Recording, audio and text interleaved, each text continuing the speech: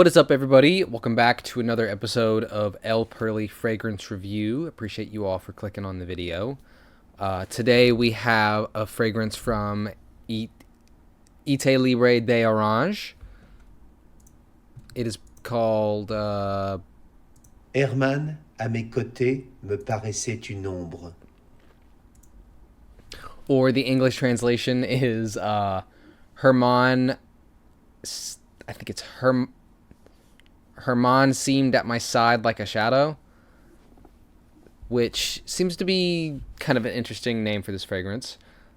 I'll put the note breakdown up on screen. It is pretty interesting. I think this is another one where you can't exactly trust the note breakdown. I don't think the note breakdown exactly does it justice.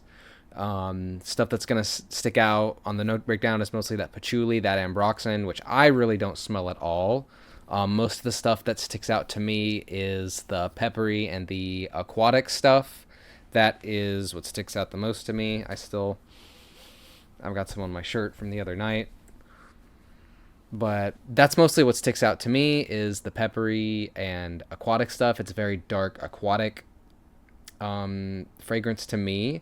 This is probably one of my favorites, if not my favorite, from my Ite Libre de Orange sample kit. So you all should be getting some more fragrance reviews of that soon.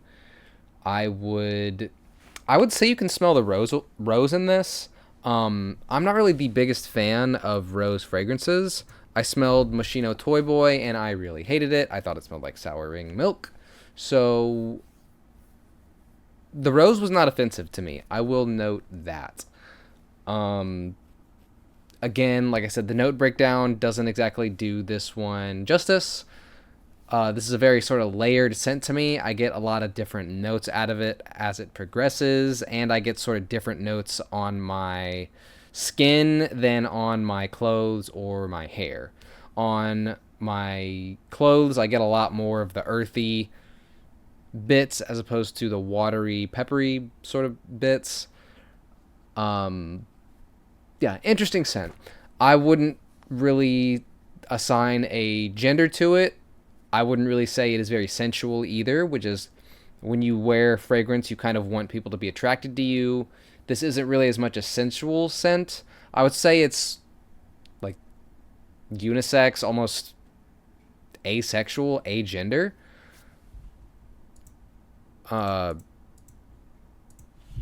Yeah, unisex, agender, whatever you want to call it. It is a very interesting smell that I do think will make people attracted to you in an interesting sort of way, which kind of moves me into my next point.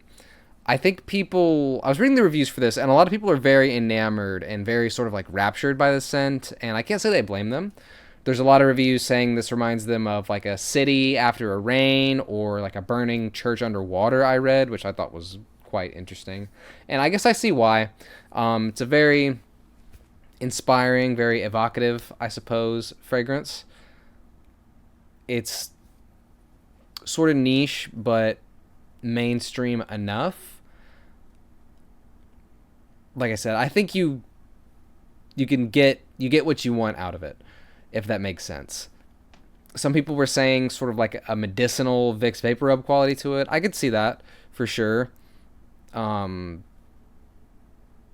I don't mind it. Personally, it's got like a very like post-rain scent to me. I guess I would agree with the people that say this sort of smells like a right after a rain, which is nice. This is definitely the more better out of all the rain, thunderstorm, petrichor fragrances that I've tried.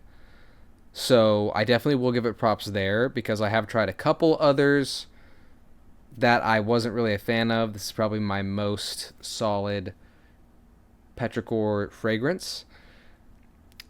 But now that we've established that it's sort of a very interesting, very deep scent, we have to move on to the most important part is, does it perform? Which thankfully the answer is yes, I would say. For me at least. I always read some of the other reviews before I do reviews myself. And I did see a lot of people saying their performance was fleeting, which is a bit of a shame. Mine was pretty solid. I sprayed it on myself in the morning, and I could still smell it on me when I went to bed that night. The projection wasn't nutty. I was getting whiffs of it off myself a lot that day, which is very good. It's more than a lot of colognes can say. But I don't think you're choking out any rooms with it, but at the same time, it's a very unique smell. So I think people will pick it up on you more as opposed to just like a generic amber or like a generic like fresh type cologne. I say amber even though this does have amber oxidant in it.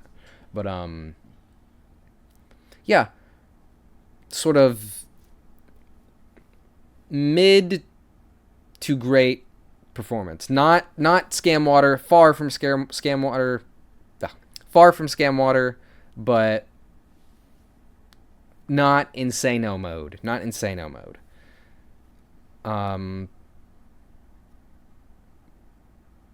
I would say this has longer. I would say this has. I would say this has longer longevity and projection than Exit the King. I was kind of comparing the two the other day. That also kind of has decent longevity, a little bit less more so than Hermann at my side seemed like a shadow. Moving on to price, I would say that this is a pretty decent price.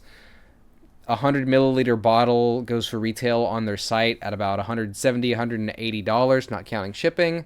And it looks like you can snag a bottle for around $100 on resale sites, which I think is pretty solid for a cologne of this caliber.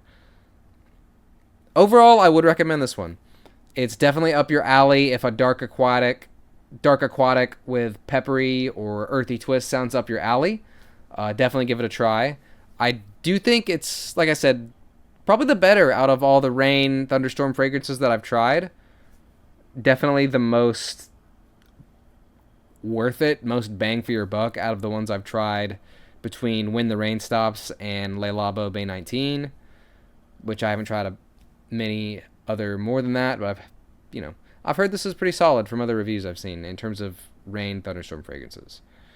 I could see this performing a little bit better in the cold, so I'm definitely going to be wearing a bit, for these cold months coming up. I think if you wore this in the summer, it might make you smell like a fish tank. Talk about Frutiger Aero fragrance, right? But anyways, that's going to be it. Thanks for watching, you guys. Appreciate all the love recently, especially on the longer videos we've been putting out. So I'm going to go ahead and end it here. Appreciate the support, and see you next time. Thanks for watching.